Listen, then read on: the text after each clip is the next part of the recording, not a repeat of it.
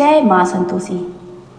नमस्कार दोस्तों, आज हम आपको संतोषी माता की व्रत कथा को सुनाएंगे, जिसको सुनने मात्र से व्यक्ति की हर मनोकामना की पूर्ति होती है, सुहाग अटल रहता है, धन वैभव समृद्धि पुत्र की प्राप्ति होती है और जो भी मन में इच्छा या कामना हो उन सभी कामनाओं की पूर्ति होती है। संतोषी माता व्रत कथा। एक बुढ़िया थी, उसके 7 बेटे थे। 6 कमाने वाले थे, 1 निकम्मा था। बुढ़िया माँ 6 को रसोई बनाती, भोजन कराती और पीछे जो कुछ बचे 7वें को देती थी। परंतु वह भोला सीधा था, कुछ मन में विचार न करता।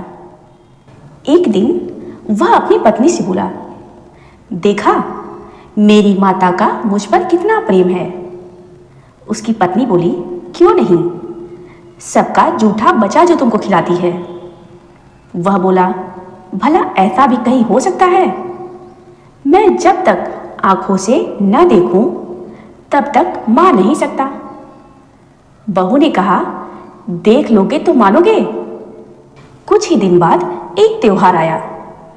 घर में 7 प्रकार के भोजन और चूरमा के लड्डू बने। यह बात जांचने के लिए छोटा पुत्र सिर दुखने का बहाना कर पतरा वस्त्र सिर तक ओढ़कर रसोई घर में सो गया। कपड़े में से सब देखता रहा। 6 भाई भोजन करने आए। देखा मां ने उनके लिए सुंदर आसन बिछाया, उन्हें 7 प्रकार की रसोई परोसी और आग्रह करके उन्हें जिमाती हैं। वह सब देखता रहा। 6 भाई भोजन कर उठे। अब बुढ़िया माँ ने उनकी जूठी थालियों में से जूठे लड्डुओं के टुकड़े उठाए और मिलाकर एक लड्डू बनाया। जूठन साफ कर बुढ़िया माँ ने पुकारा, उठ बेटा, 6 भाई भोजन कर गए, अब तू ही बाकी है, उठना, कब खाएगा? वह कहने लगा, माँ मुझे भोजन नहीं करना है, मैं परदेश जा रहा हूं। माता ने कहा, कल जाना हो तो आज ही जा। वह बोला, हाँ हाँ आज ही जा रहा हूं। यह कहकर घर से निकल गया। चलते समय उसे अपनी पत्नी की याद आई। वह गौशाला में कंडे थाप रही थी। वहां जाकर बोला, हम जामे परदेश को, आवेंगी कुछ काल, तुम रहियो संतोष से, धर्म आपनो पाल। उसकी पत्नी बोली, जाओ पिया आनंद से, हमरो सोच हटाए, राम भरोसे हम रहे, ईश्वर तुम्हें सहाय। देव निशानी आपुनी, देख धरू मैं धीर, सुधी मति हमारे विसारियो, रखियो मन गंभीर। वह बोला, मेरे पास और तो कुछ नहीं है, यह अंगूठी है सो ले और अपनी कुछ निशानी मुझे भी दे। वह बोली, मेरे पास क्या है, यह गोबर भरा हाथ है।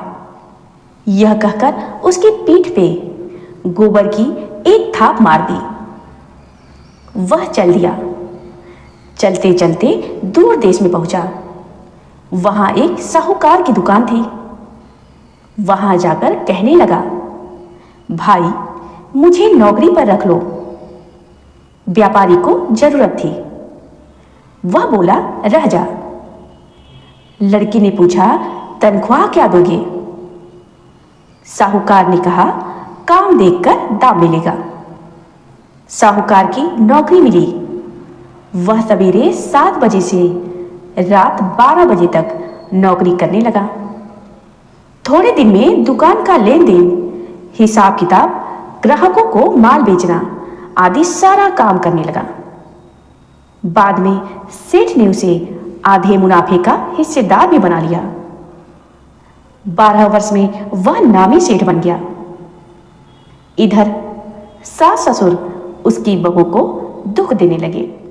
उसकी पत्नी से ही सारी गृहस्थी का काम करवाते थे और जंगल में लकड़ी लेने के लिए भी भेजते थे। इसी बीच भूसी की रोटी बनाकर उसके लिए रखती जाती थी और फूटे नारियल की नरेली में पानी। इसी प्रकार वह दिन गुजारा करती। एक दिन वह लकड़ी लेने जा रही थी कि रास्ते में स्त्रियां संतोषी माता का व्रत कर रही थी। वह कथा सुन पूछने लगी, बहनों, यह तुम किस देवता का व्रत करती हो और इसके करने से क्या फल होता है? इस व्रत का विधान मुझसे समझा कर कहोगी तो मैं बड़ा उपकार मानूंगी।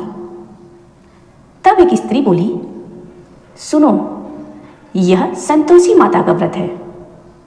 इसके करने से निर्धनता और दरिद्रता का नाश होता है। लक्ष्मी घर में आती है। मन की चिंताओं का भार दूर होता है। घर में सुख आने से मन में प्रसन्नता और शांति मिलती है। निपुत्री को पुत्र मिलता है। स्वामी बाहर गया हो तो शीघ्र आ जाए।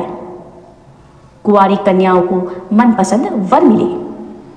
राजद्वार में बहुत समय से मुकदमा चलता हो तो वह भी निपट जावे। क्लेश की निवृत्ति हो, सुख शांति आवे।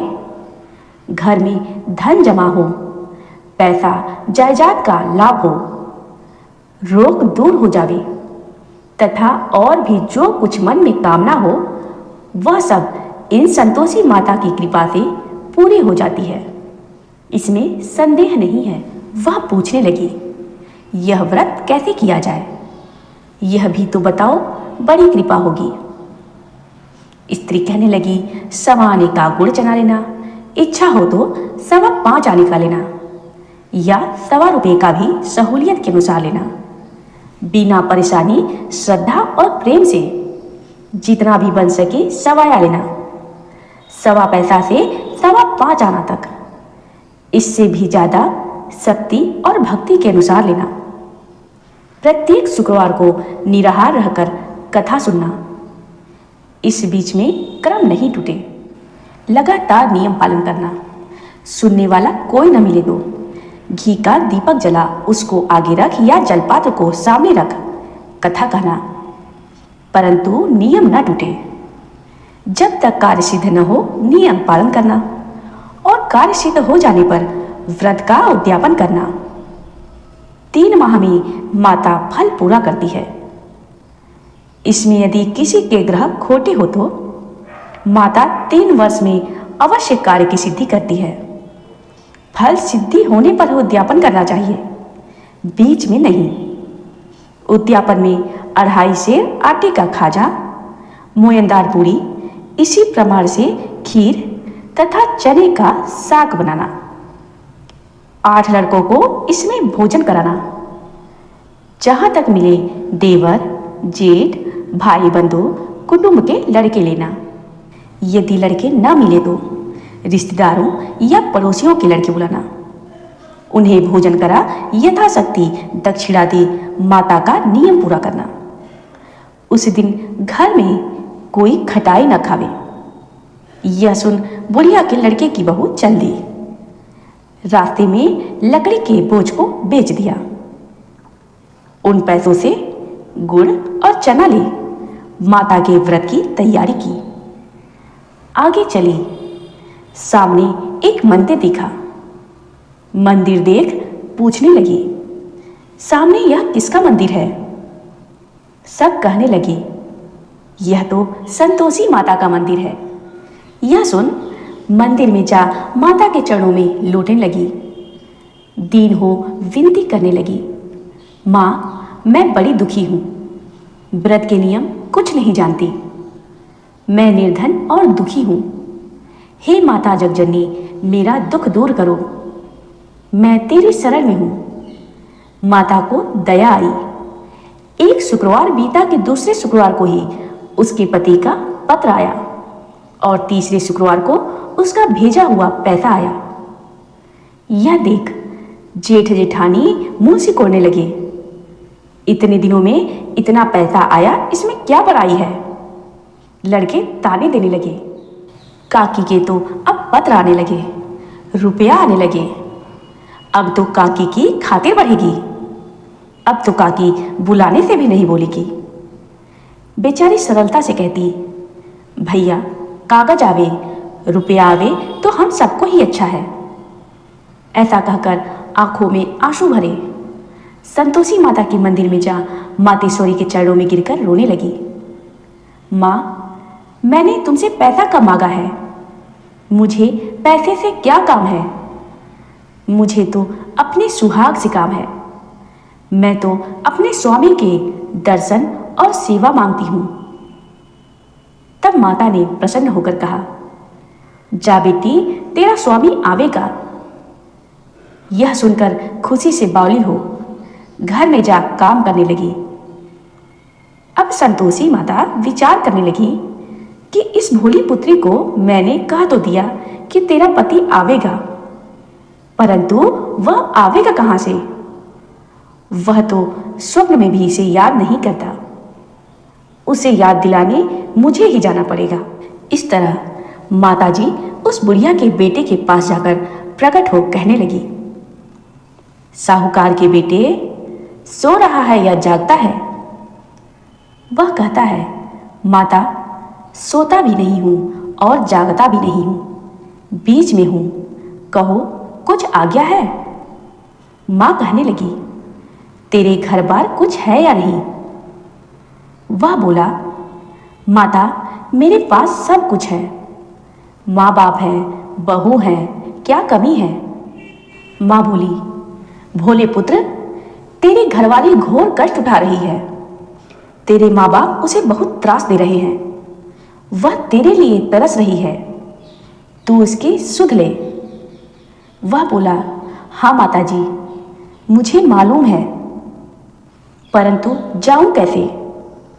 परदेश की बात, लेन देन का कोई हिसाब नहीं, कोई जाने का रास्ता नजर नहीं आता, कैसे चला जाऊं? मां कहने लगी, मेरी बात मान, सवेरे नहा धोकर संतोषी माता का नाम ले, घी का दीपक जला, दंडवत कर दुकान पर बैठ। देखते देखते तेरा लेन देन चुक जाएगा, जमा का माल बिक जाएगा, सांझ होते धन का भारी ढेर लग जाएगा। अब तो वह सवेरे बहुत जल्दी उठकर भाई बंधुओं से सपने की सारी बात कहता है। वे सब उसकी बात अनसुनी कर दिल लगी उड़ाने लगे। कहीं सपने भी सच्चे होते हैं? एक बूढ़ा बोला, देख भाई, मेरी बात मान, इस तरह साच झूठ करने के बदले देवता ने जैसा कहा है वैसा ही करने में तेरा क्या जाता है? अब बूढ़े की बात मानकर वह नहा धोकर संतोषी माता को दंडवत कर घी का दीपक जलाकर दुकान पर जा बैठता है। थोड़ी देर में क्या देखता है, देने वाले रुपया लाने लगे, लेने वाले हिसाब लेने लगे। कोठी में भरे सामानों के खरीदार नकद दाम दे सौदा करने लगे। शाम तक धन का ढेर लग गया। मन में माता का चमत्कार देख प्रसन्न हो घर ले जाने वास्ते कपड़ा, गहना व सामान खरीदने लगा। यहाँ के काम से निपट तुरंत घर को रवाना हुआ। वहां बेचारी बहू जंगल में लकड़ी लेने जाती, लौटते वक्त माता जी के मंदिर पर विश्राम कर लेती। वह तो उसका रोज का रुकने का स्थान ठहरा। दूर पर धूल उड़ती देख वह माता जी से पूछती है, हे माता, यह कैसी धूल उड़ रही है? माँ कहती है, पुत्री, तेरा पति आ रहा है, अब तो ऐसा कर, लकड़ियों के 3 बोझ बना, एक नदी के किनारे रख, दूसरा मेरे मंदिर पर छोड़ और तीसरा अपने सिर पर रख। तेरे धनी को लकड़ी का गट्ठा देख मोह पैदा होगा, वह यहाँ रुकेगा, नाश्ता पानी बना खाकर माँ से मिलने जाएगा। तब तो लकड़ियों का बोझ उठाकर जाना और बीच चौक में गट्ठा डालकर 3 आवाज जोर से लगाना, लो सास जी, लकड़ियों का गट्ठा लो, भूसी की रोटी दो, नारियल के खोपड़ा में पानी दो। आज मेहमान कौन आया है? बहू बोली, बहुत अच्छा माताजी, बहुत अच्छा, कहकर वह प्रसन्न मन हो लकड़ी के 3 गट्ठे ले आई। एक नदी पर, एक माताजी के मंदिर पर रखा।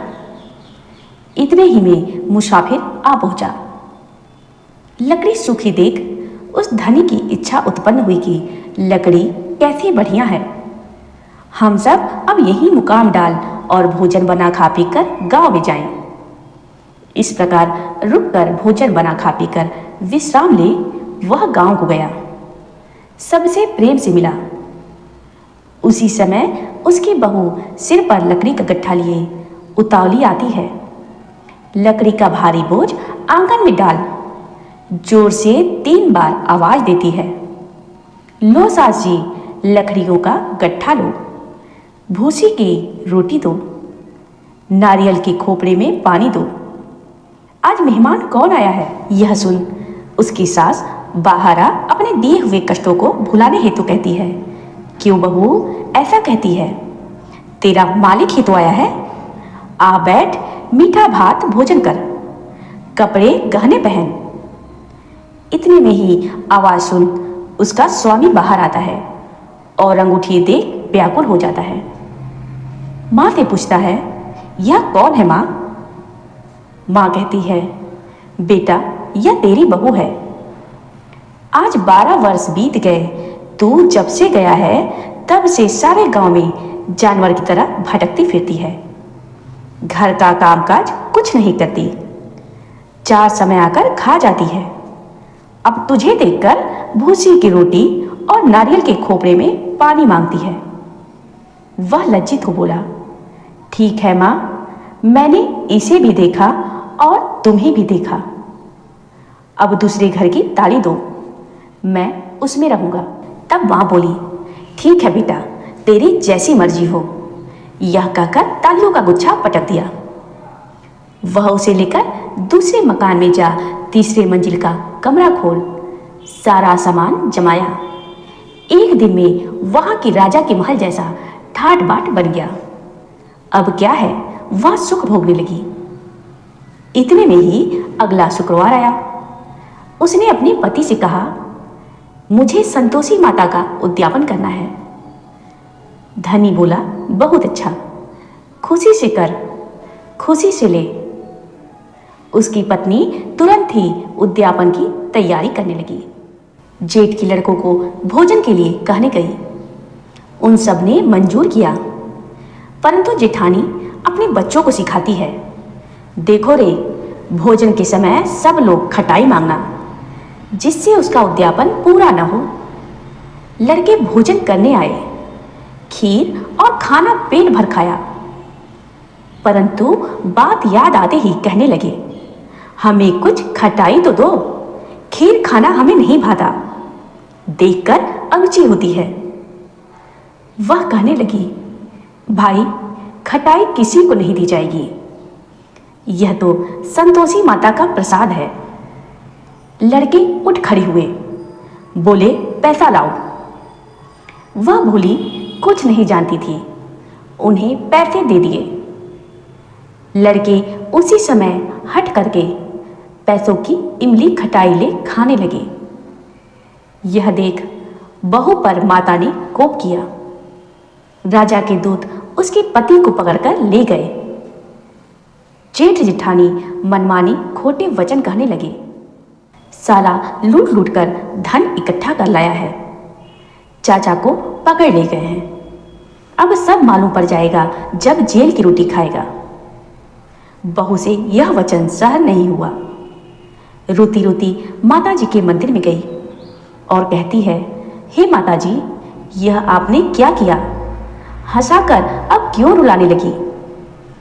माता बोली, पुत्री, तूने अभिमान करके मेरा व्रत भंग किया है, इतना जल्दी सब बातें भुला दे।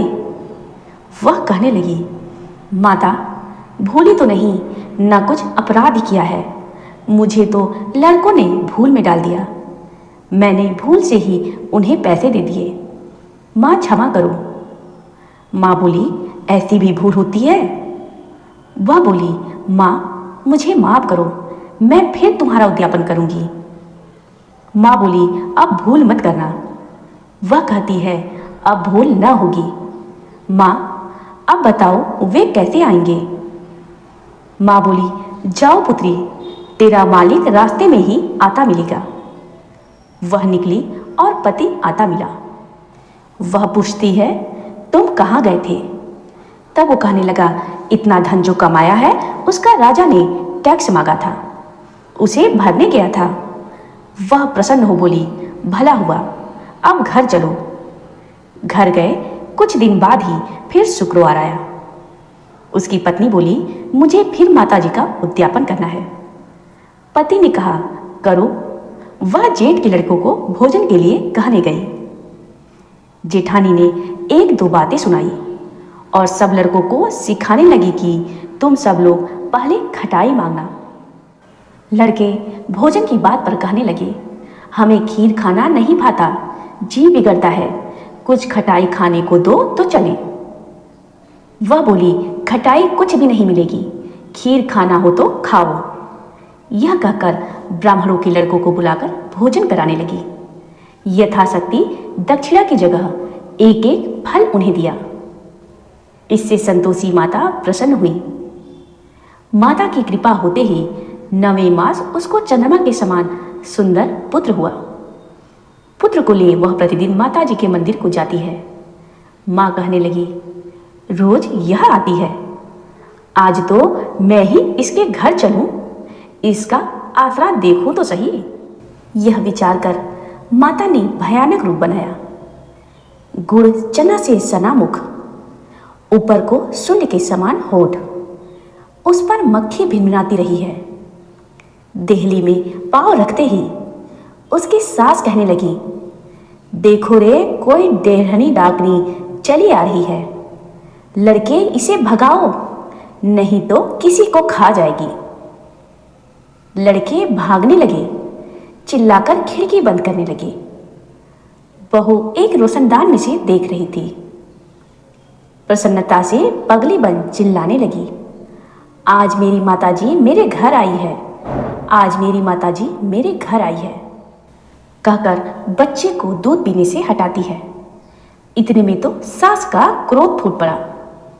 बोली, क्या उतावली हुई बच्चे को पटक दिया। इतने में मां के प्रताप से जहां देखो वहीं लड़के नजर आने लगे।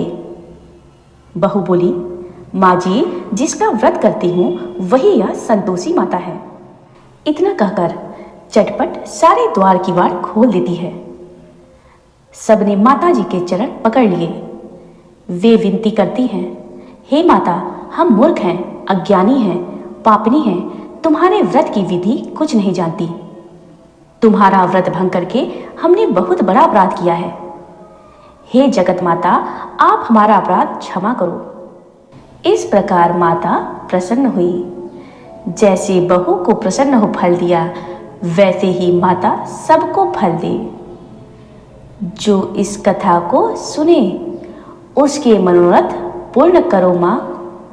योग सिद्ध विदेह जनक जी को गुरु अष्टावक्र ने आधे श्लोक में ही सब शास्त्रों का सार बता दिया। ग्रंथ करोड़न में कहा, कहूँ मैं सबका सार। ब्रह्म सत्य जग झूठ है, जीव ही ब्रह्म निहार।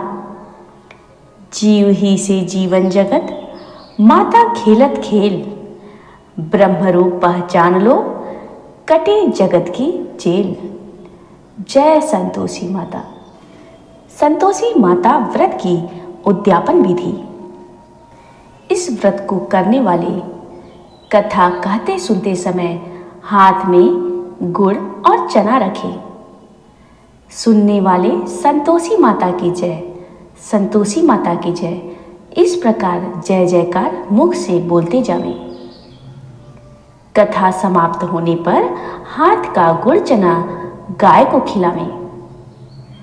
कलश पर रखा हुआ गुड़ चना सबको प्रसाद रूप में बांट दें। कथा के पूर्व कलश को जल से भरे, उसके ऊपर गुड़ चना से भरा कटोरा रखें।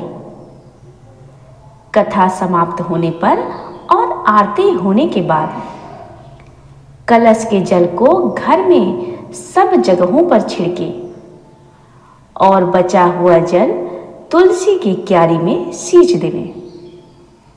यथाशक्ति गुड़ और चना लेकर माता का व्रत करे। गुड़ घर में हो तो उसे लेवे, विचार न करे, क्योंकि माता तो भावना की भूखी है। कम ज्यादा का कोई विचार नहीं। व्रत के उद्यापन में 2.5 सेर खाजा, मोयनदार पूड़ी, खीर और चना का साग नैवेद्य रखिए। घी का दीपक जला संतोषी माता की जय जयकार बोल नारियल तोड़े। इस दिन घर में कोई प्राणी खटाई न खावे। खट्टी वस्तु खाने से माता का कोप होता है। इसीलिए उद्यापन के दिन दाल, साग आदि किसी भी वस्तु में खटाई न डालें। न आप ही खावें, न खटाई किसी दूसरे को खाने को दें। इस दिन 8 लड़कों को भोजन करावें। देवर, जेठ, घर कुटुंब का मिलता हो तो दूसरे को बुलाना नहीं चाहिए। अगर कुटुंब के न मिले तो ब्राह्मणों के, रिश्तेदारों के अथवा पास पड़ोसियों के लड़के बुला लें। उन्हें खटाई की कोई वस्तु नहीं देनी चाहिए तथा भोजन कराकर यथाशक्ति दक्षिणा देनी चाहिए। नगद पैसा न दें, कोई वस्तु दक्षिणा में दे देनी चाहिए। व्रत करने वाला कथा सुनकर प्रसाद ले, एक समय भोजन करे। इस प्रकार करने से माता जैसे इस बाई पर प्रसन्न हुई, वैसे ही सब पर प्रसन्न होगी। जय मां संतोषी, जय मां संतोषी। इस कथा को सुनने वाले व्यक्ति की हर मनोकामना को पूर्ण करो मां।